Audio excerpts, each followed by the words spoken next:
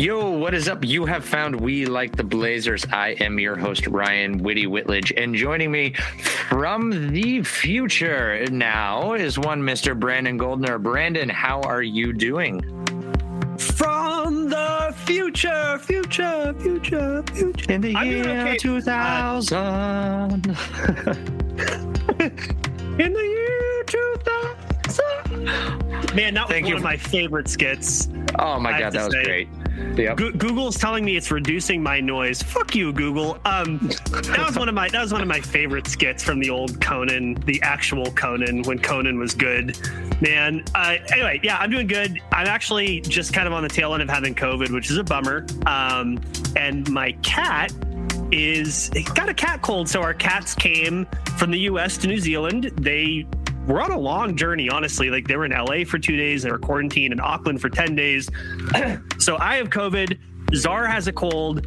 Zor is doing great. Cassie's at work. And you and I are here talking basketball. So how are you? I'm doing great. Somehow we have managed to still properly schedule a podcast from across the world. We did it. This is the first one we've done transcontinental. We Like the Blazers, isn't it?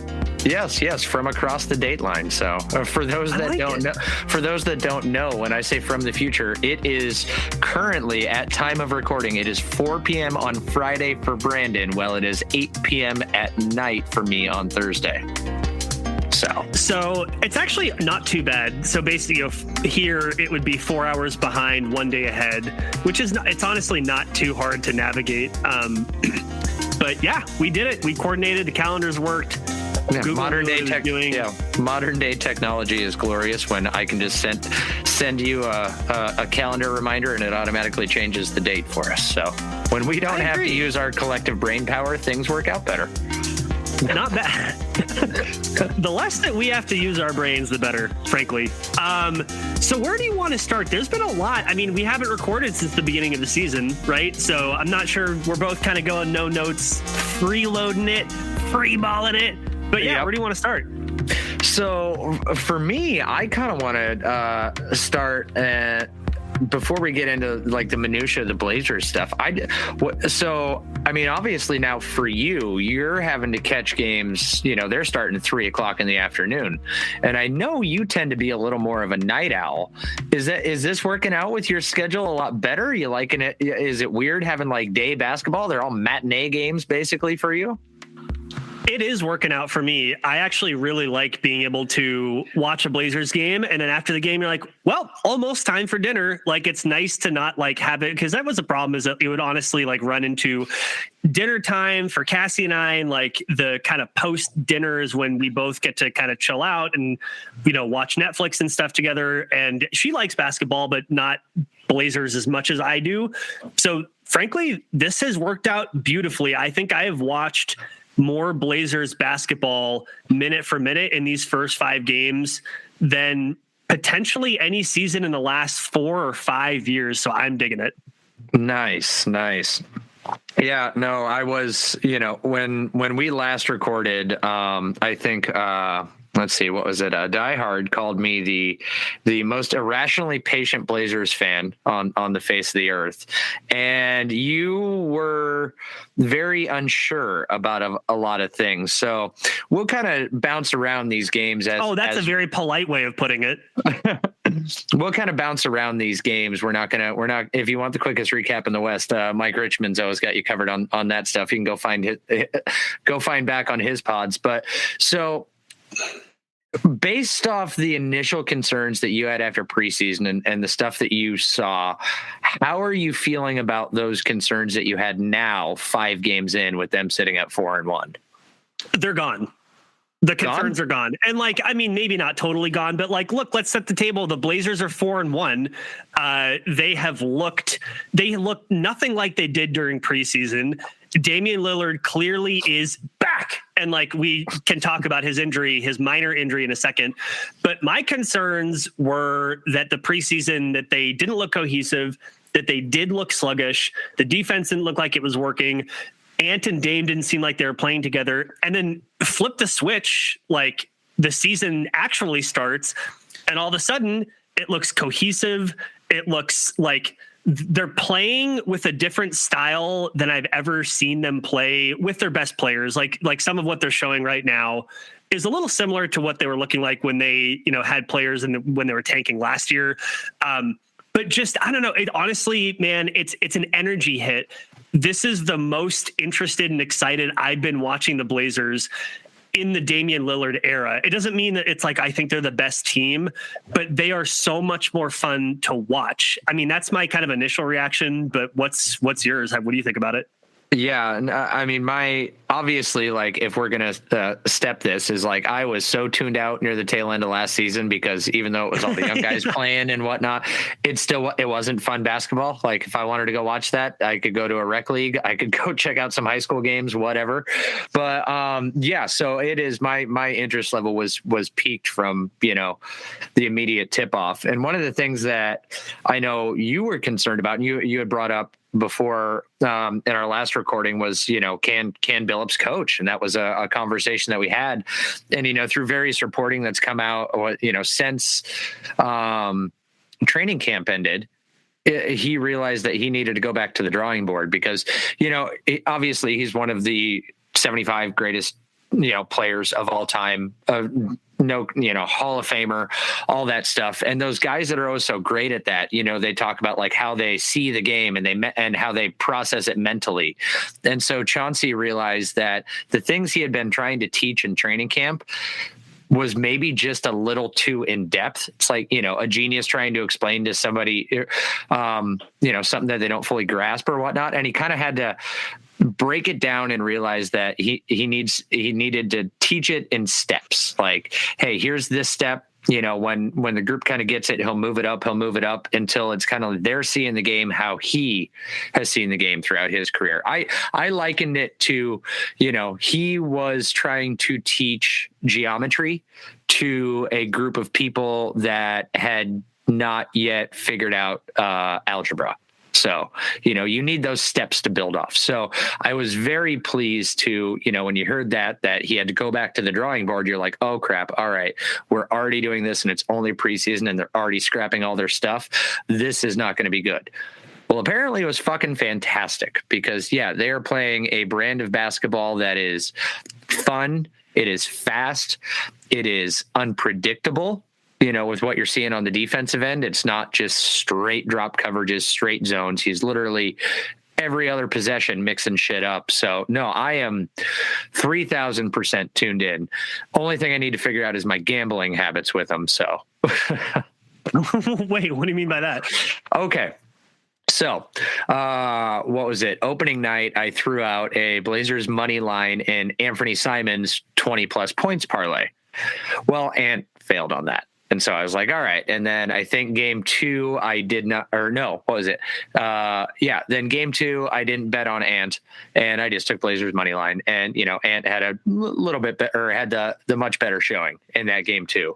And game 3, I lucked into that one. So the wife and I were up at A Casino and we walked in and their sports book had just opened. So I was like, oh, so before the game tipped, I think I went down and threw just a couple bucks down on Blazers money line. Nothing special. Went about my gambling, was kind of watching the game on the various screens that they had up there.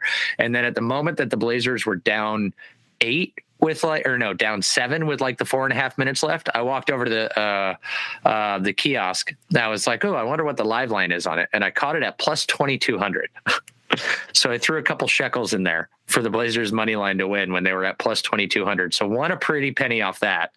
And from there got super cocky. And on this last game, I went and did a Blazers money line parlay with a Damian Lillard 30 plus points and an Anthony Simons 20 plus points. And Ant fell short of his point total and Dame strained his calf. So I need to figure out these gambling styles. I'm either I'm either cursing the team. I can't make any player point total bets. They never hit. Just need to do straight money lines. Yeah, and obviously you can't. There's some stuff that you can't predict. Yeah, I mean, look, there's so much more we could say about this start too. I mean, the Blazers start 4-0 for the first time since 1999, since they had another player named Grant who had dreadlocks. My favorite player, Brian Grant, and like I think that the thing that I am most encouraged by in this start is knowing that they still have time to come together, to gel, to learn each other a little bit more. Like, there is plenty of room for improvement. They have been turning the ball over like crazy, particularly, I mean, that third quarter yesterday against the Heat was pretty painful. They were probably going to lose that game no matter what, especially when Dame went out. But like over and over again, they were just like throwing these terrible passes that had no chance of getting there. I think that they must have given up maybe a dozen points on turnovers in the third quarter alone, which is pretty much the margin at that point in the game. Yeah. So there's stuff that they can improve there. The offense still sometimes looks a little bit clunky, but philosophically, the things, to his credit, the things that Chauncey Billups talked about, not at the beginning of this year, but all the way back to last year, are starting to happen. You see people, they look more connected and more involved and more active on defense. To your point earlier, their defenses are showing teams different looks. They're switching things up. Is it always perfect? No, but there is an amount of effort there and energy there, which is bearing some fruit. And the biggest thing for me, and I'm not trying to get too reductive, is Damian Lillard's leadership. I mean, the fact that he looks like Damian Lillard, I think I said it at preseason that was the number one most important thing heading into the season is how does Damian Lillard look? Well, through 5 games, he's averaging 31 points a game, shooting 50% of the field. He looks fucking awesome. Again, we're going to talk about his minor injury in a second, but philosophically, it's that people trust each other. It's that he deferred to Anthony Simons on the game winner in Phoenix. It's that he deferred to Jeremy Grant for the game winner against the Lakers, right? It's the fact that you have different people doing stuff with Dame comfortable and willing to play off ball. And also you have people like Josh Hart, who, I mean, I'm talking a lot, but like might be the Blazers' second most important player right now, ? Josh Hart pushing the ball every single time in transition. The Blazers going out and getting out on the break for the first time since Rick Adelman. Like, man, honestly, like I'm not trying to be too Pollyanna about it, but there is just so much to like about this early season that I am stoked about it. Yep. And the couple players that you touched on, like Grant, I remember leading up, when the rumors first started surfacing, Grant to the Blazers and whatnot. And, you'd see the debates. He's a crappy defender. Oh no, he needs the ball too much to be effective. You go back and you look at his box scores from some of these games, and he's got like sneaky, 18, 19, 21 point outbursts. And you're like, I don't even remember when he scored all these, he's doing those things quietly. When did that even happen? Yeah. You see him third in there on the scoring sheet, most of these nights. And you're like, this is a guy, he's doing the dirty work. I keep saying it, as I'm watching these games, I'm like, oh my God, I'm not afraid to watch a forward, for one, dribble a ball, at all, let alone into traffic. Like I have PTSD from the Al-Farouq Aminu and everybody else days, that if anybody with an F behind their position dribbled, you held your breath. You didn't know what the hell was going to happen. And with Grant, good things happen. He's finding his space. He's finding his moments, and then with Hart too, the cohesiveness that Hart and Grant are playing with on the defensive end, before I get to Hart on the offensive end, but it's allowing the Blazers they can switch anything. Hart's normally, he's been, I think through all of these games, he's guarded the primary offensive player on every team that we've gone against, outside. Now, obviously he wasn't guarding Jokic, but the primary guard or forward. And that's allowed, if teams are trying to get into switches the way that the Blazers have been playing it, they're normally switching to Grant. And and so that's, it's damned if you do, damned if you don't. Or you're switching into Winslow, or you're switching into Shaedon Sharpe, who, by the way, is like a very decent individual defender already somehow, which is like something else to be excited about. Or you're switching into Dame, who I is a good post defender. Well, I don't know what the reason for it is either, but he seems a lot more actively engaged. And I don't know if that is that maybe he's not feeling as burdened by having to carry so much of an offensive load, because he actually does have guys that he trusts to score around him other than just one other, like he had in CJ. And so he can expend a little more energy. Or if it's he's seeing everybody else give the most amount of fucks that he's ever seen teammates give on defense. And he's like, well, if these four other guys are doing it, I better fucking play my ass off for him, as opposed to him looking around going, well, there's 1.5 guys that are trying really hard. So, right. I got zero clue if it's with that, and then Hart, I keep saying that he is a player. He is everywhere all at once at all times. And I maintain that he has what I call resting shocked face. Anytime he looks shocked at everything at all times. Also, one stray observation: I don't think Shaedon Sharpe is physically capable of smiling at all, not one bit. Man, there's a lot that we could say about, and I do want to do like a couple of like stats things, even though it's only 5 games. But you can start extrapolating a little bit. Now, Shaedon Sharpe, every time he's like, he runs down the court, he like is on a fast break, he gets fouled, like goes up and gets fouled. The camera cuts to him. It's not even that he's not smiling. His mouth isn't even open. He's just like breathing through his nose, very calm, like very neutral. He's not even breathing heavily. Like last game, like he went up for this like lay-in where he got like even a weird jump and he's like behind the hoop. And then he's like floating through the air. His head almost hits the backboard. He basically apparates way above the rim. I mean, the athleticism on this dude is absolutely nuts. But I did want to quickly just like Josh Hart. Josh Hart is scoring the loudest 10.8 points per game I've ever seen in my life. Like add, 10 rebounds, 4 assists, a steal and a half. And it really is like his willingness to push on the break every single time. If Josh Hart, by the way, he's getting 10 rebounds, like every time he gets a rebound, Josh Hart, he's going to push. Doesn't matter if Damian Lillard's on the floor. Damian Lillard, not known for being a fast break guy, doesn't matter. Josh Hart's going to push. And it's like, it's that kind of unpredictability and just that energy, which I think is so just important for this team. And I honestly don't think that the box score is capturing the impact Josh Hart is having on this team. I said it earlier, but I want to say it louder and I want your reaction to it. I think so far, Josh Hart is the Blazers' second most important player in this 5-game season. I know it's a young season. It's super early. Is that a hot take? What do you think about that? No, it's not a hot take. I completely agree with it. And it's going to rip all of our hearts out when the Blazers trade him at the deadline this year. I hate that pun and I hate that thought. I don't want him traded at the deadline. Look, there are players in this league, and it's kind of like, old guy on the couch, like, oh, you got to have like the guy who has a bunch of energy.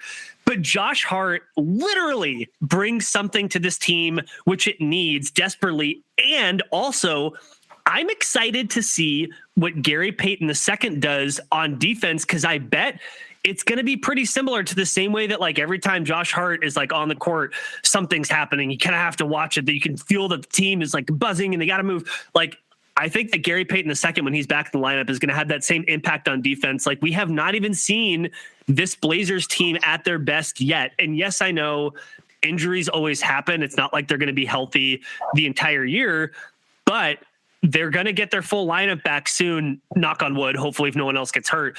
And I am super interested to see it.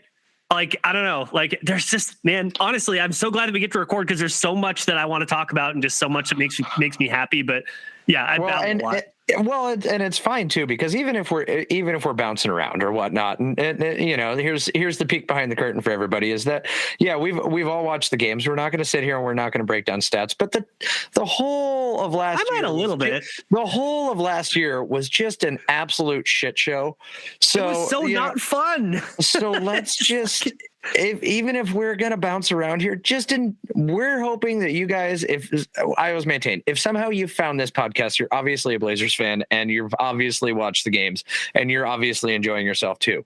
Let's just enjoy it together. Right. If this podcast involves us, this episode involves us all just eventually giggling like little schoolgirls, freaking enjoy it, because all the pain that we went through with the bull crap from last year, it's fun to be happy. Again, I drop his name a lot, but as Mike Richmond says, hold on to your joy. Well, we're fucking joyous. I mean, is Mike Richmond secretly like your other podcast partner? Because you do seem to plug his show quite a bit. He does great work. You should definitely subscribe to Locked On Blazers right now if you haven't already. But speaking of bouncing around, let's bounce to something. I mean, we can always bounce back, but it is a pretty important question. We know that Damian Lillard, he has a strained calf. That's a bummer.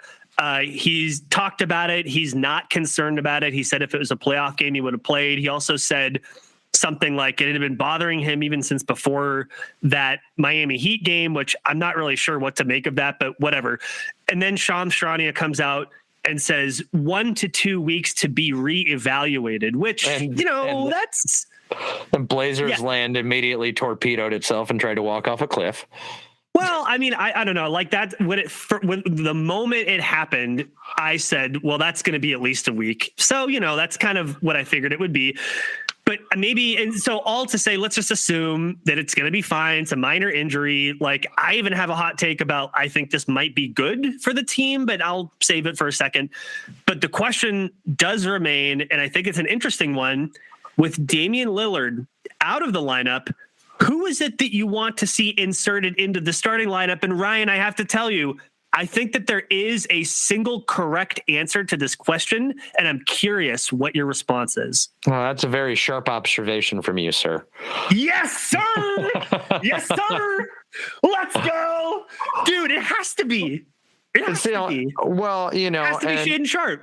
Well, and one of the things, too, the coaches look to do, especially if they have to make adjustments like this, injury adjustments to starting lineups, is they don't want to be that disruptive and detrimental to their regular rotations. The Terry Stotts injury replacement. Yes. He was known for inserting these just random people because he didn't want to fuck with the rest of the rotation. Exactly. But, I mean, that is a coach-wide thing. And Billups is very, very keen right now on, Winslow's his sixth guy. He's first guy off the bench. So while Winslow in some degree would make a little bit of sense, he's going to want to keep him with that bench unit, keep him as his sixth man. Sharpe's that next guy off the bench, and Sharpe, he would most easily slot into this, where you're looking at a starting lineup of Ant, Hart, Sharpe, Grant, and Nurk. So it just makes the most sense. So, and in my mind, it's only going to be a 1-game thing. Dame will sit from Houston, and for all the hubbubaloo, I think it's going to be 3 to 4 games. Oh, okay. Well, we've learned apparently this year. I'm the pessimistic one, or I'm the optimistic one, and you're the forever terrified of us not being able to have nice things one. But well, let me. I think it's no more than the equivalent of a stub toe. Like this is it's the smallest grade sprain humanly possible. Dame saying that about it. Yeah, Dame saying it had been bothering him for a couple of weeks. Well, great. You're allowed to have sore muscles and whatnot from ramping up to in-season form. Could have been no more than that. And I actually give him full kudos last night for just immediately, he has enough trust in his team, or could have read how the game was going, either one, however you want to take it, to have that come up and immediately ask out of the game after the next defense possession down, realizing that he couldn't go, going back to the locker room and being like, no, I'll sit this one out.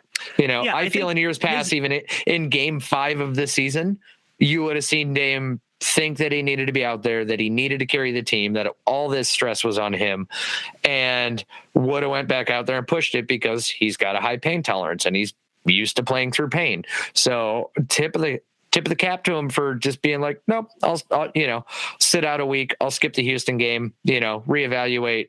He'll probably be questionable or whatnot is how he'll be listed when it comes to next week's Phoenix game. Right. I think his instinct to listen to his body more is a good one. I do just want to turn on its head the notion that him being out longer is bad. I actually have a hot take. I think Dame being out more like 3 to 4 games rather than just 1 game is good. Here's why.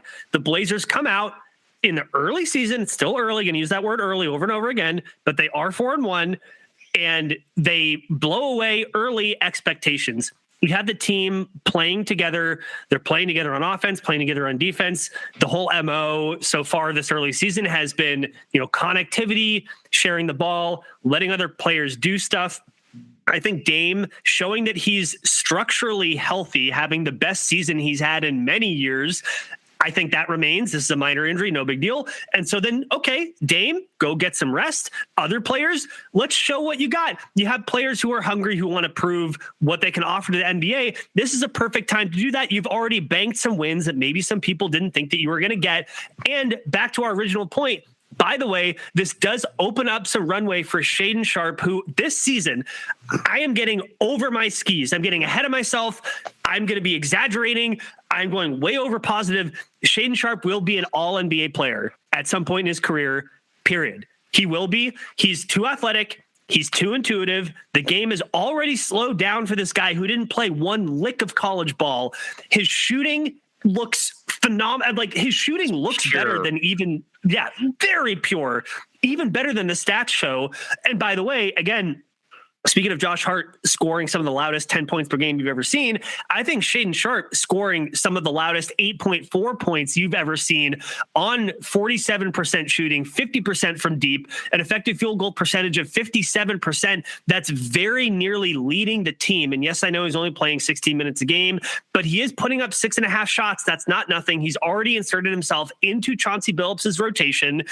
I think the start has got to go to Sharpe. The start's got to go to Sharpe. I think that's the way to go. I think he's earned it. He's proved it. He's shown he's not only not a liability, but he can be an additive for this Blazers team who provides them what they need now and also building towards the future. So, yeah, I hope it is Shaedon Sharpe. I think it would be a good thing. Yeah. And then one of the other benefits that comes from, if Dame is out more than one game, I'll give him tops 2, but I'm saying it's only 1. It's just my gut on that. The other if it's more than 1, it'll be okay. I won't cry. I'll just send you angry texts blaming you. No, no, but he had that one amazing game with the absolutely bonkers, third quarter against Denver. But other than that, he's kind of been in a little bit of a slump. And what do shooters need to do to get themselves out of slumps? Shoot. Well, congratulations, kid. You're the number one option for at least the next game. Yeah, you're the number one option for at least the next game or two. And again, I'm just to dip into the stats again, Anthony Simons in a slump, Anthony Simons taking a career high 8.8 threes per game and hitting them at a 34% clip. If that's a slump, I hate to see what him being normal is. That's good news. Yes. And I agree with you. It does open up, I got to stop. I got to find a different metaphor. It opens up room for Simons.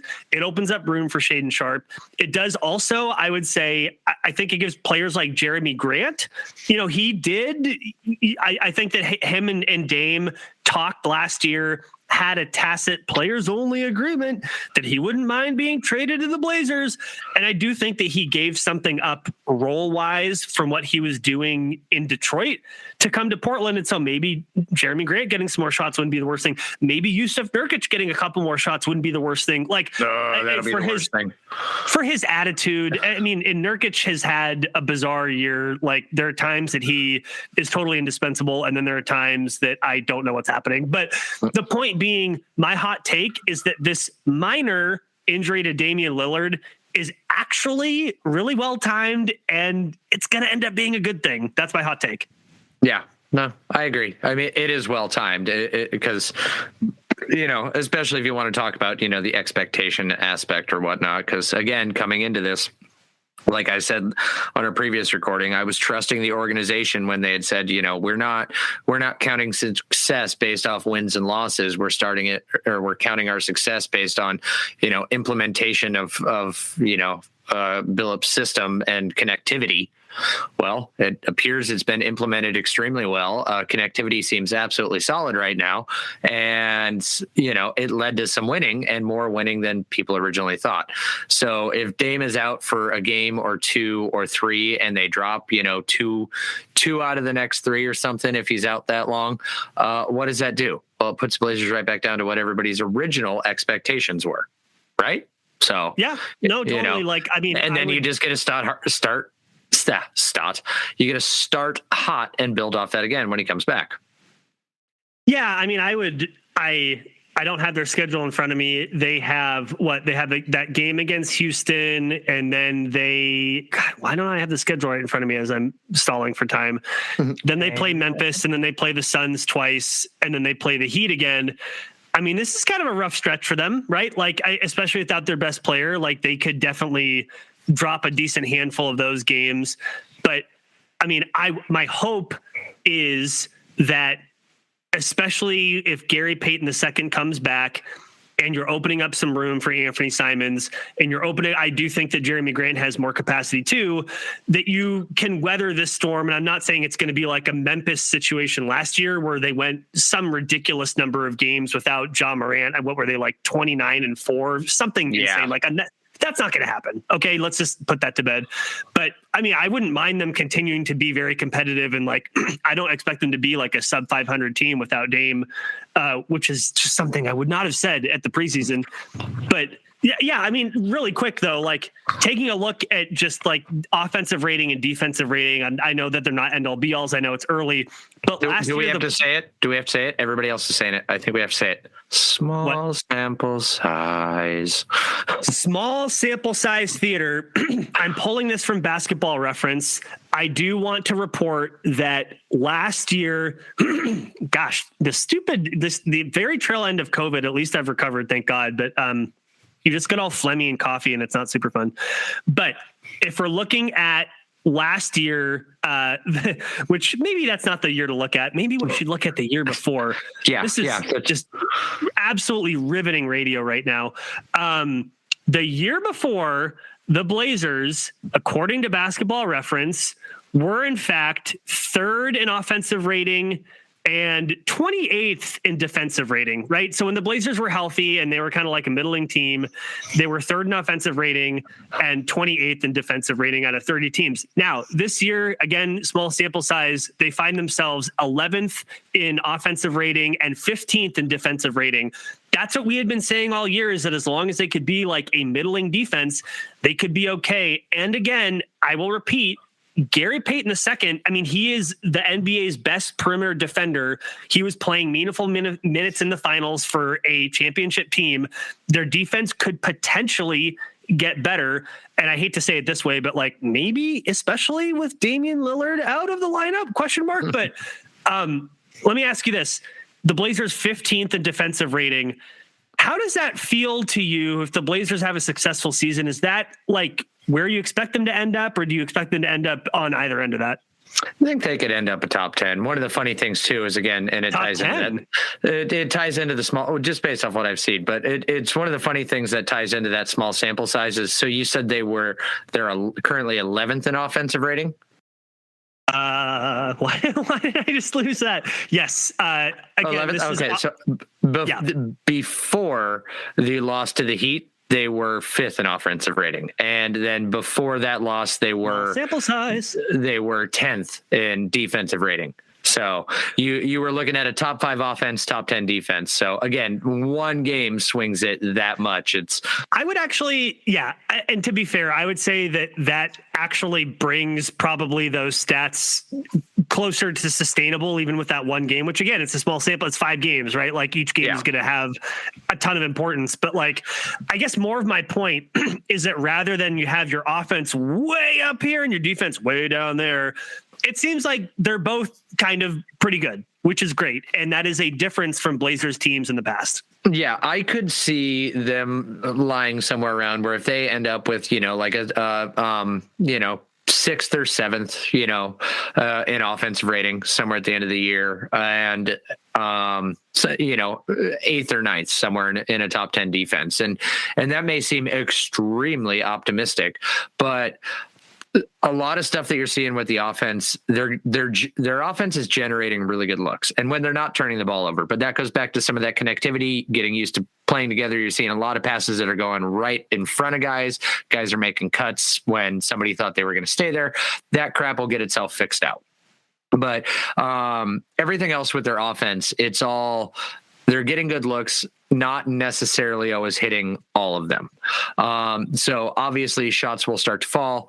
It just happens. The defensive stuff, it's not just one guy that's out there that you're relying to be a lockdown defender that is carrying this defensive rating. It's that stuff that we touched on earlier, where you have situations where Grant and Hart, those guys are covering and switching everything. This scheme that Billups is running, where, one possession down, he's got a 3-2 zone. Next one down, he's got a 2-3 zone. Next thing down, they're switching everything. Next thing down, they're going to employ a drop coverage. They're cheating off. You can tell go back from the Russell Westbrook game that they said our game plan was to not guard Westbrook. That's how we were going to win. So they're just doing all these different things that are massive, or that I think are all sustainable. And the more sustainable these things are and the more successful they are, the better you will be at them. So that's why I'm optimistic about those things. And I do seriously think, especially then with the eventual addition of Gary Payton, that it could easily be a top 10 offense and top 10 defense. Top 10 in both seems like a bit of a stretch, but that's fair. I mean, that's an optimistic take. I will just say again, some of the stuff that we have seen in these first 5 games were things I was hoping to maybe see in spurts at maybe at the halfway point of the season. And we've already seen a lot of really good stuff really early. It's hard to not be encouraged by that. Also, when they have room to improve in so many things, it's not like this has been fluky, super duper hot shooting or anything like that.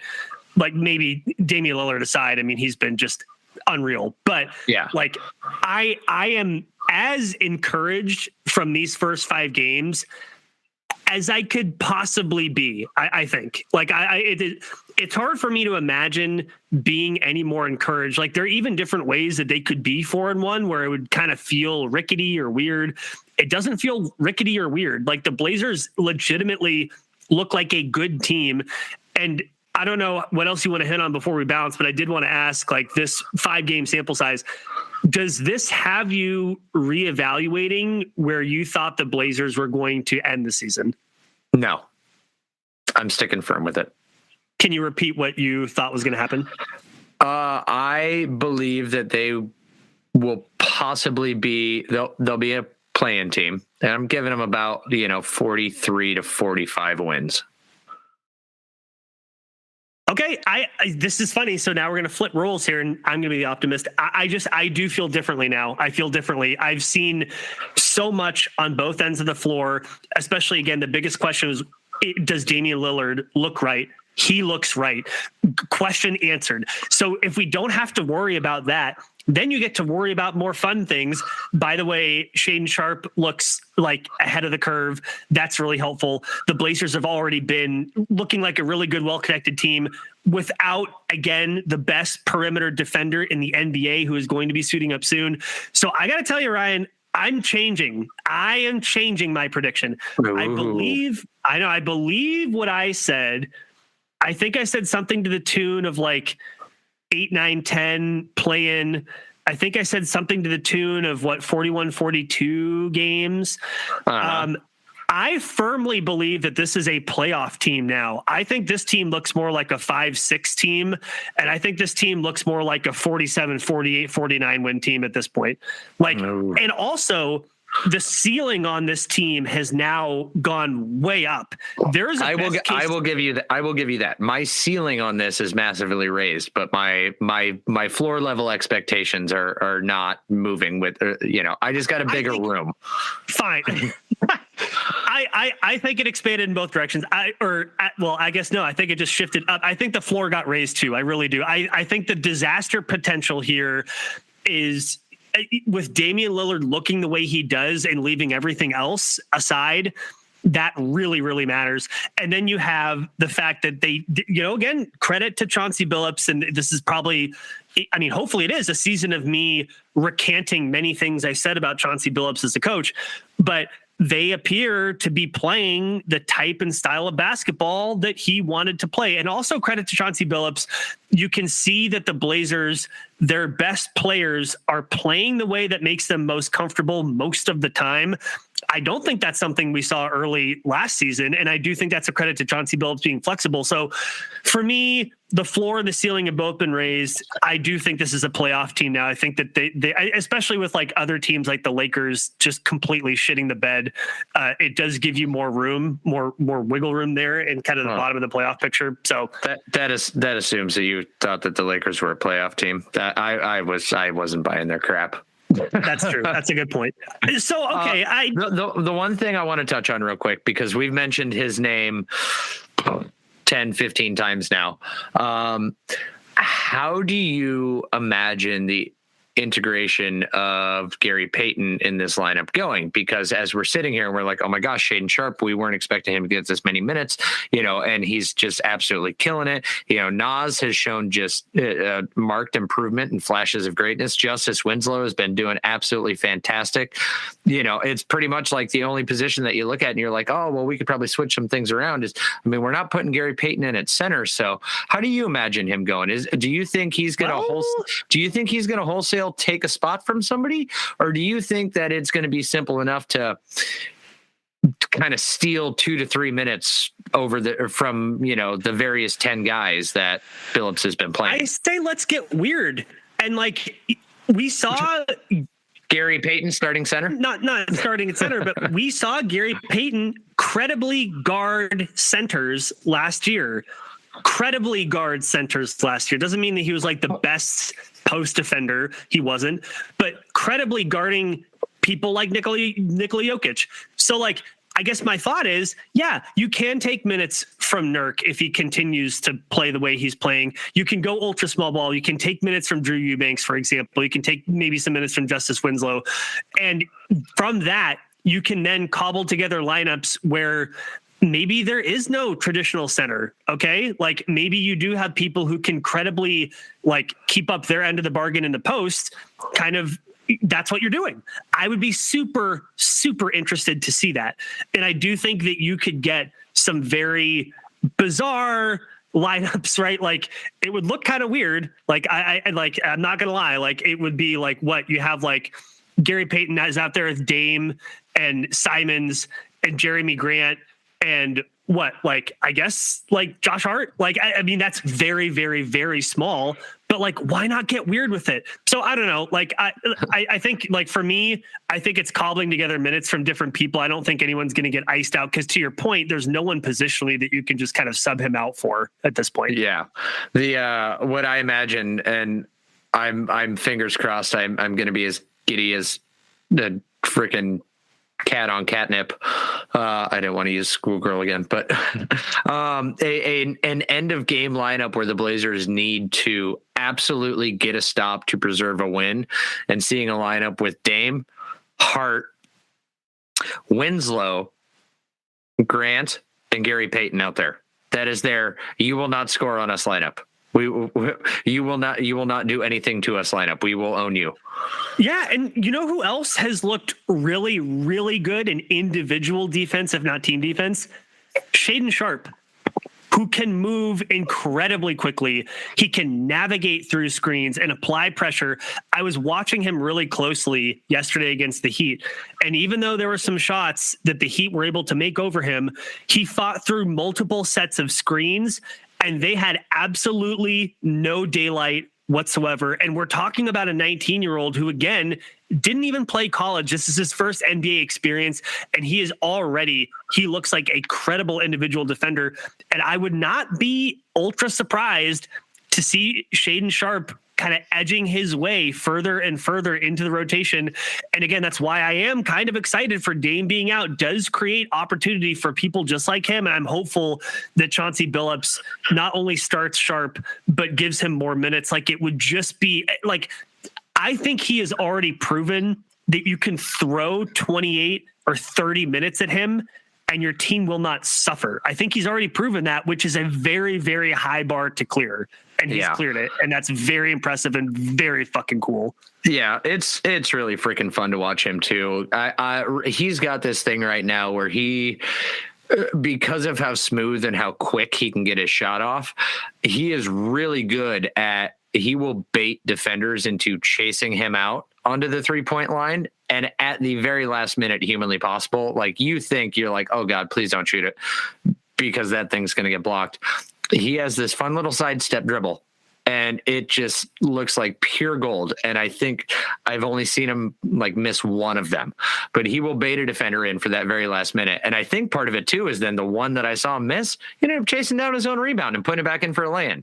So he's already got his guy falling all the way behind him, little sidestep dribble shot, and he'll chase his own rebound on it.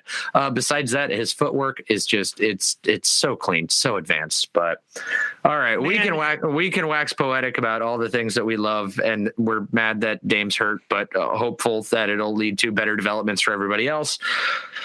But I think that's about it. And unless anybody else's shoes we want to shine to, we want to give Cronin some props for this little puzzle piece that he's seemed to properly assembling, or we'll hold off on that. Good job, Joe Cronin. Good job, Chauncey Billups. I mean, this is again, like I'm just gonna say it. This is the most fun I've had watching Blazers basketball in a very long time. This team looks substantively different from any team they've had in the Damian Lillard era. And it's really cool to see. So I'm excited about it. I know you are too. And I know you all are too. If you want to reach out to us, you can do that at We Like the Blazers. No. At Like the Blazers on Twitter, at WeLikeTheBlazers.com. You can find me at Goldner PDX. Find that dude at The Witty Ryan. We are always on Twitter. We are chronically online. Doesn't matter who buys this company. We are still going to be there. Until our new overlord kicks us off. That's what I was about to say, is like, they can't get rid of us. But I appreciate you, man. Thank you for recording, and thank you all for joining us. That was super fun. And until next time, go Blazers. Go Blazers. Nurk dunk the ball, please.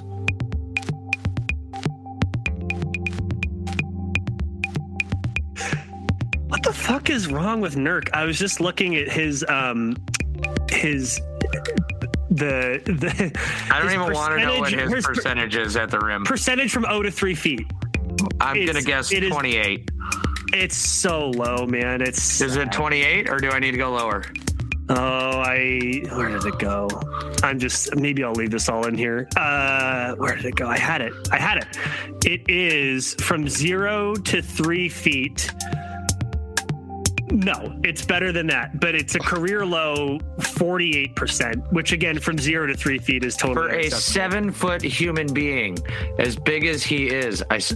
I cannot tell you how many times I effing scream at my freaking TV. I'm like, dunk the damn. I think half of my tweets that I've made this entire season so fucking far is Nurk dunk the ball. Nurk dunk the ball. Nurk, dunk the ball. By the way, buddy. I've flipped the drinking game on its head. It used to be every time Nurk made a 3, you took a drink.